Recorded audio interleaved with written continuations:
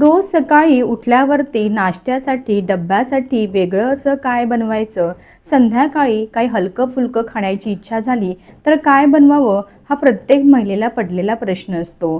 तर आज आपण कोणत्याही प्रकारची पूर्वतयारी न करता अगदी 15 ते 20 मिनिटात तयार होणारे मऊ लुसलुशीत हलके फुलके जाळीदार कापसासारखे पांढरे शुभ्र रव्याचे अप्पे कसे तयार करायचे हे पाहणार आहोत.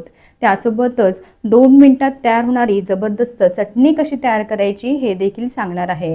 हे अप्पे पाहणा किती छान असे मऊ लुसलुशीत तयार झालेले आहेत. चवीला तर अगदी चविष्ट तयार झालेले आहेत. सकाळी जरी बनवून ठेवले आणि संध्याकाळी जरी खायला गेलात ना तर अगदी आहे तसेच मऊ लुसलुशीत राहतात. अजिबात वातट किंवा कडक होत नाहीत.